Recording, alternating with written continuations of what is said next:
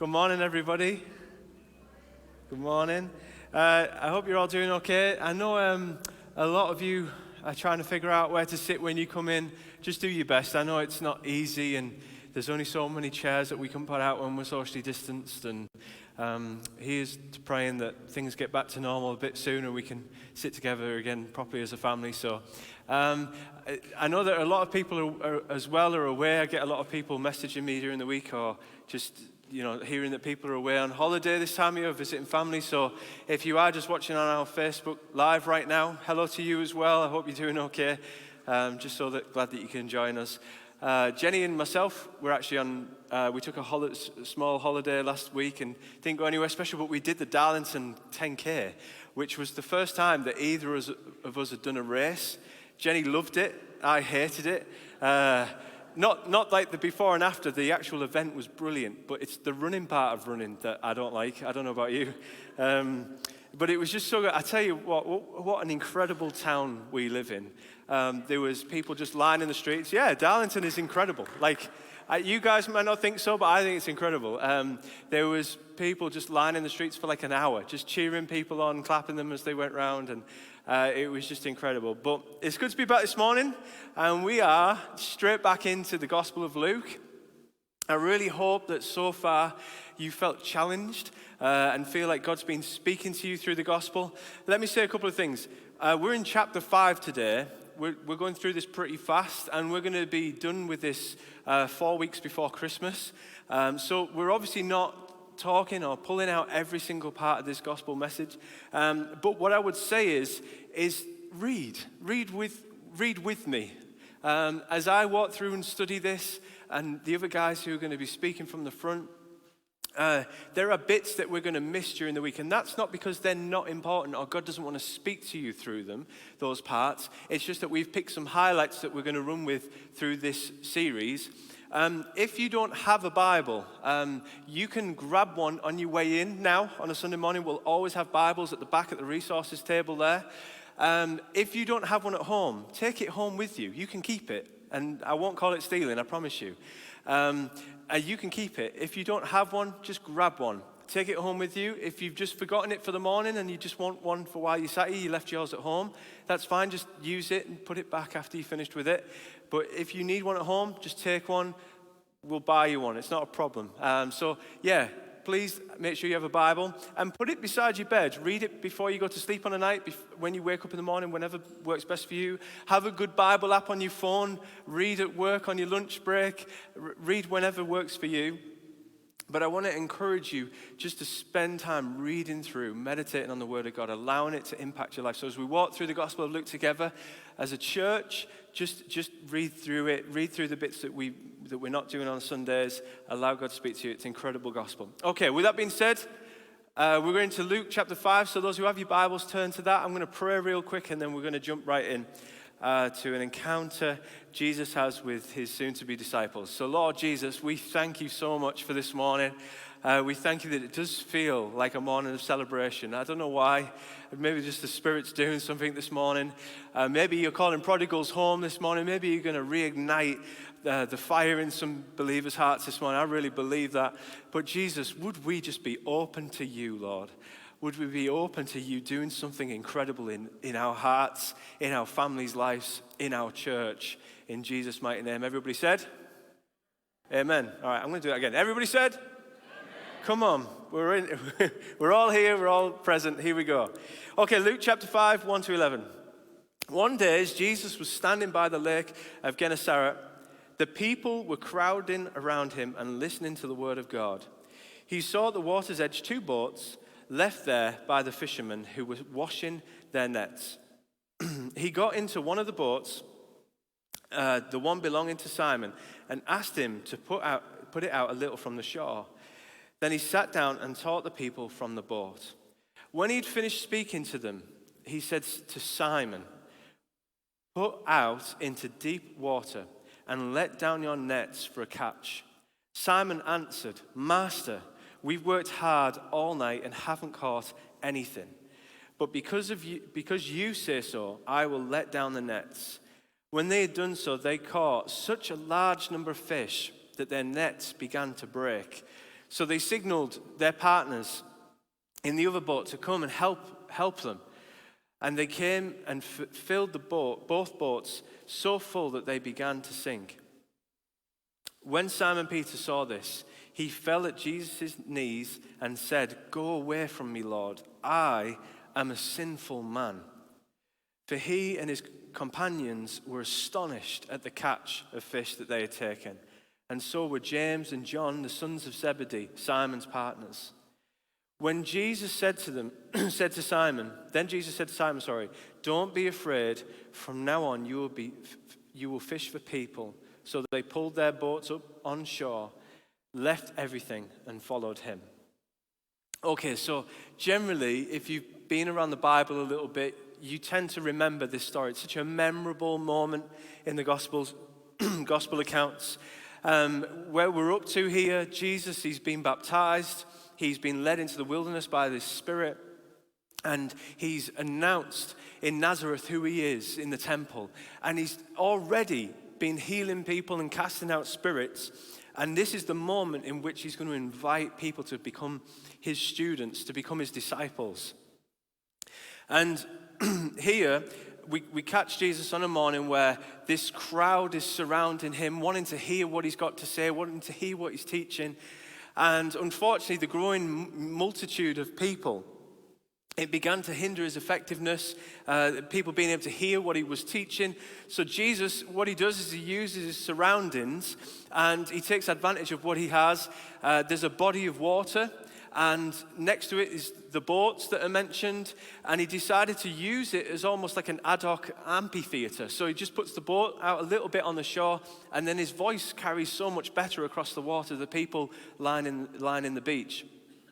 Now, just to point something out, Luke's original audience who were reading this, they would have got it straight away. When he says that there's these fishermen that are washing their nets, they know that means that this description of the scene, men were washing their nets because they'd been fishing all night. It's not something we tend to do nowadays. I don't know many fishermen. But most likely they were fishing with drag nets. You might have seen this technique, and they kind of make a circle. That's what they do for deep water fishing. And we were told that they'd been fishing all night, which is, that's a hard night anyway for anybody, right? But they'd caught nothing all night, absolutely nothing, not one fish. And they were probably exhausted, no doubt a little frustrated at the fact that they had nothing to show for a night's labor. And this morning that we're talking about here, that Luke's describing, they're about to have an encounter with Jesus that would alter the course of the rest of their lives. So they've come from fishing, probably tired. And I want to ask you, is anybody in here like a keen fisherman, fisherwoman? Anybody? Oh, we got one? Yeah, two? Oh, we've got some fishing enthusiasts. Let me tell you, I went fishing for the first time when I was around 20. I was already living in Darlington, actually, not long moved. And me and two of my friends, we decided it'd be a really good thing to try, like fishing, having fish to eat. We thought, we're going to go and catch some fish, eat it, it's going to be brilliant. And I'd never fished before in my life, and neither had my other friend, but the third one of us had gotten a little bit with his dad growing up, a bit of sea fishing. So we thought, well, let's go fishing to Saltburn then.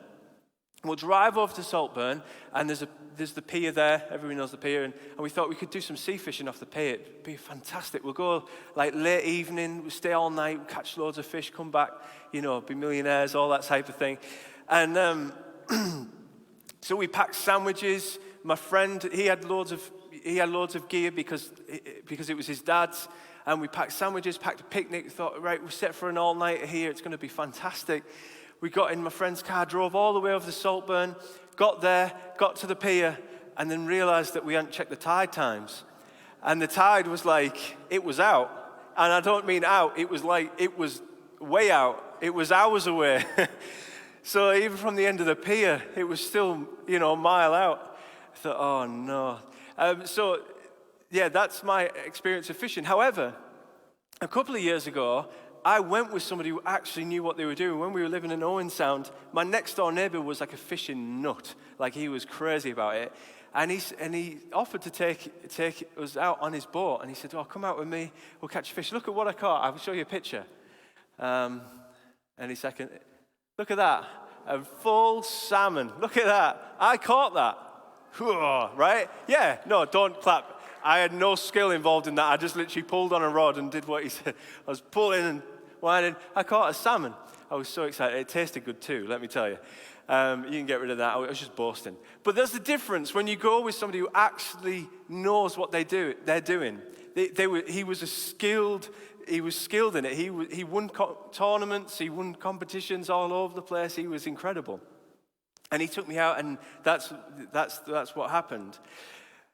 But you know what? Here, what we're talking about, these disciples, what's good to keep in mind is these guys, they knew better than anybody how to fish. They were incredible, talented fishermen. They did it as a living. They weren't just hobbyists like my buddy in Owen Sound. They weren't like my pal who took us to Saltburn and we didn't check the tide times. Like, these guys were experts fishermen. This was their livelihood. This is how they made a living. And there was a group of them. There was Simon, and we know from other gospel accounts that his brother was Andrew. And there was also John and James who were partners with them. All four would go on to follow Jesus.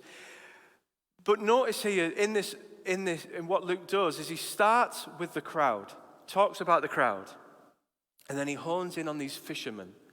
And then he zones in on Simon, on just one person. And Jesus is in Simon's boat, he's teaching the crowd, and then he stops teaching, and then all of a sudden zooms in on just Simon.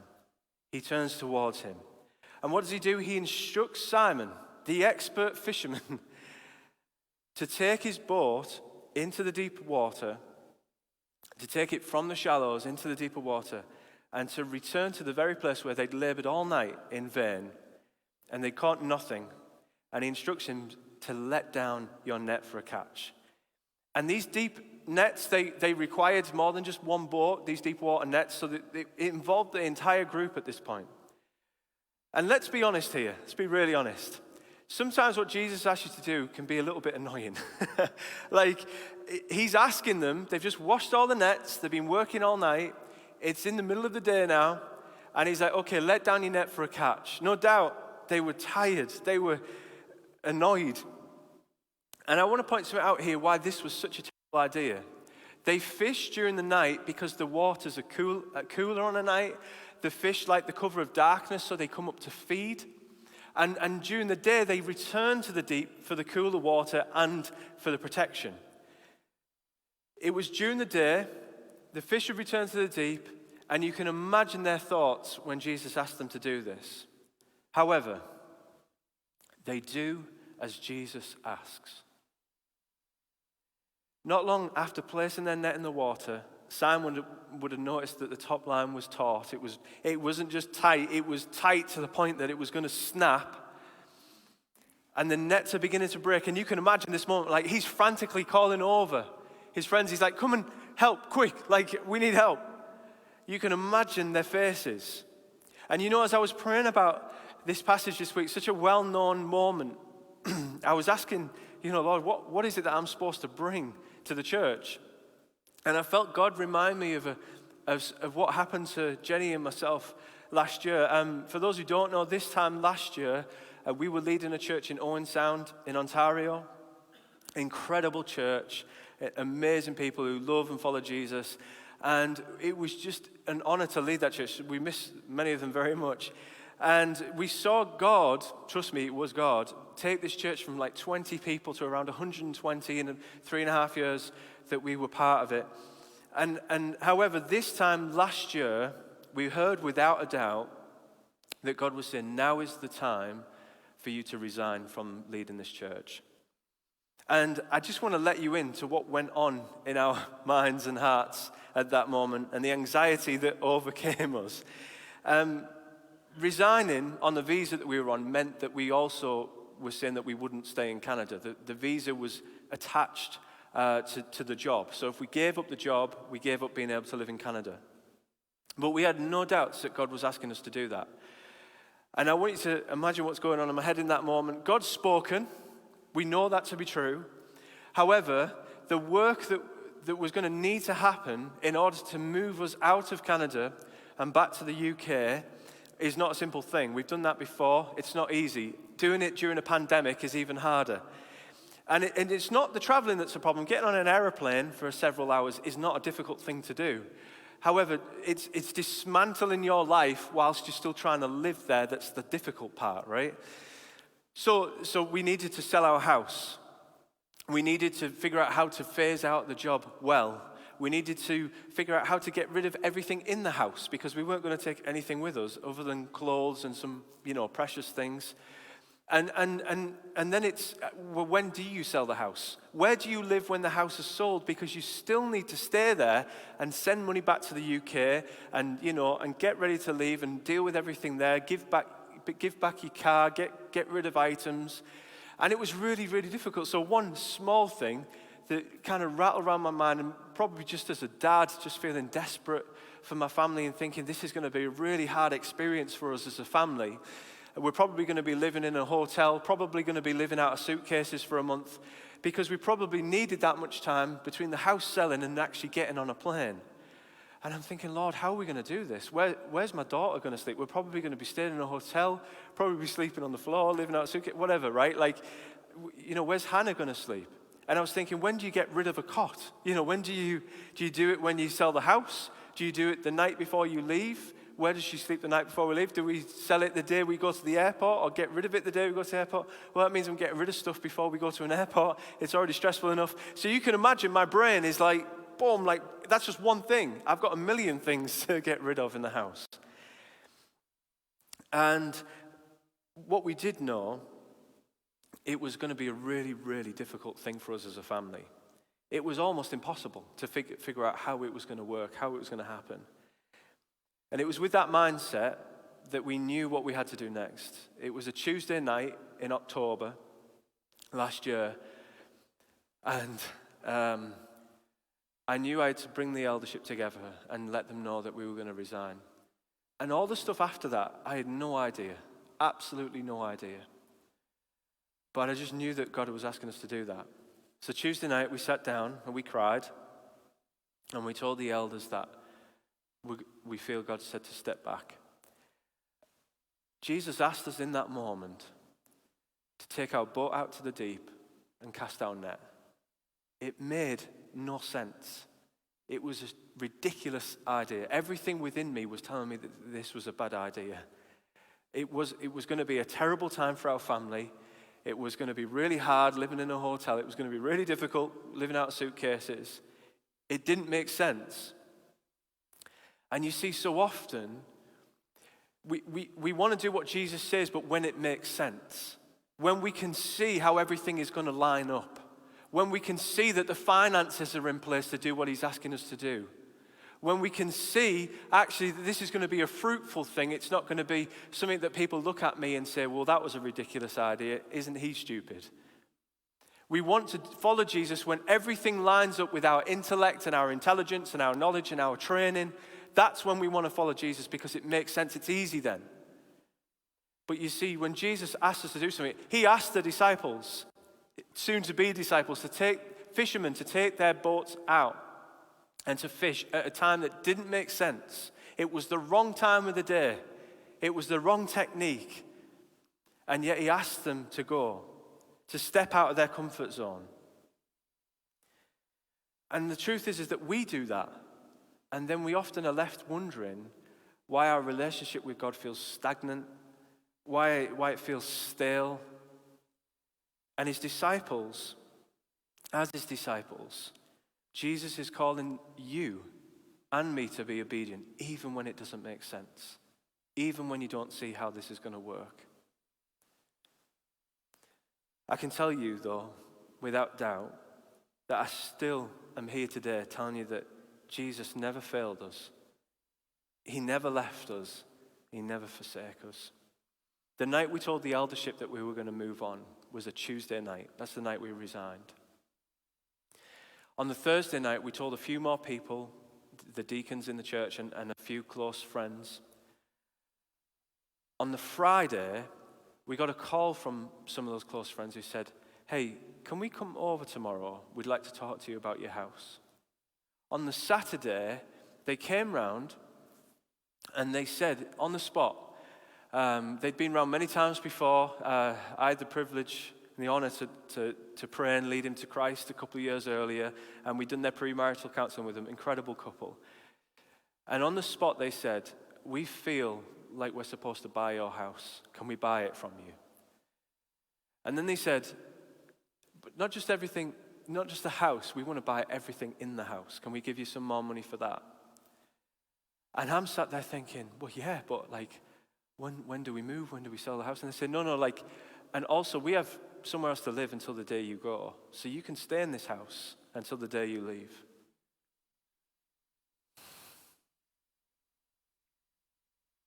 God asks you to step out.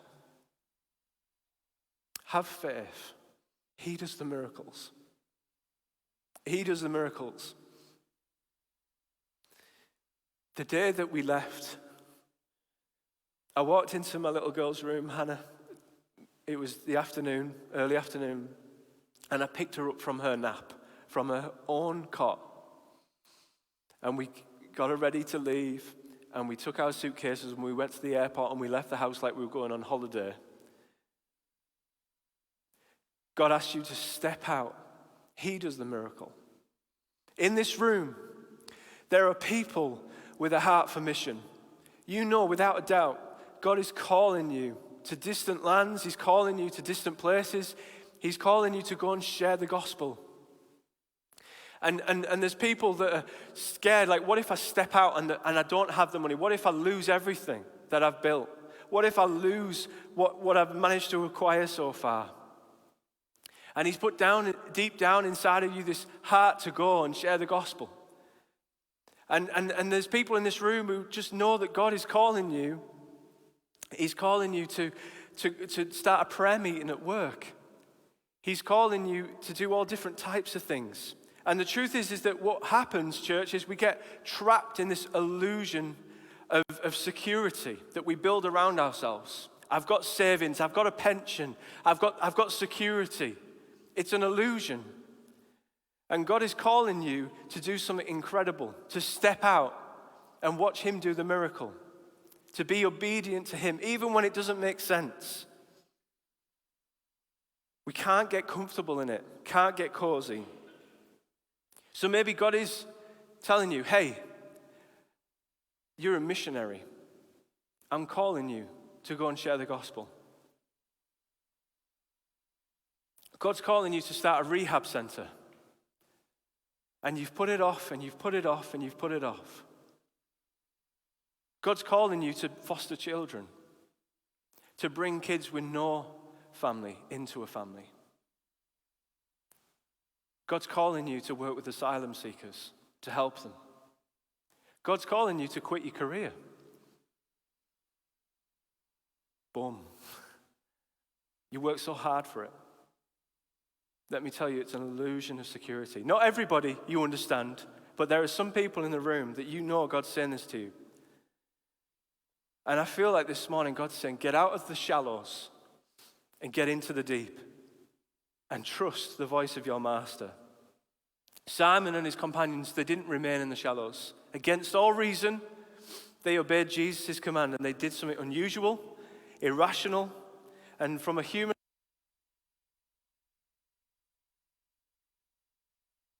something many fishermen would have refused to have done. They steered the boat towards the deep waters, the wrong part of the lake, the wrong part of the day. In response to their faith, Jesus pulls off a miracle. Let me say this. I'll switch mic. As his disciples, we want to be obedient to Jesus. So let me say this first. Give Jesus what he asks for. Simon, he gave him his boat. The boat, trust me, signifies a lot. The boat would have been Simon's pride and joy. Not everybody had a boat. Not many people had a boat. It was his income. It was his security. It was his career. And Jesus asks to use it. And what does he do? He sinks it. He sinks it with blessings, but he sinks it with fish. And I feel this morning, spiritually, God is saying, hey, there are some boats in this room, of security, the illusion of security, something you worked hard for, something that you depend on, and I want you to invite me in. Ultimately, so he can sink it. But he's going to teach, he's going to bless, and he's going to sink it, because you don't need it, you need him. He met the disciples in their everyday lives, their ordinary lives, and that's exactly where he wants to meet you today. But Simon was willing to relinquish his security and obey Jesus and experience the supernatural workings of God. And lastly, what I want to do before we take communion, as we take communion together, everybody get one of these? If you didn't get one, Mags is at the back. You can rush and get one in a minute. But we're going to do communion together. But as a result of what happened to Simon that morning, as a result of what he encounters, he falls to his knees and he understands for the first time that he's not in the presence of some powerful prophet or just some supernaturally gifted healer, but he's in the presence of God. And this revelation hits him of who he stood in front of. He fell to Jesus' feet and begged for mercy.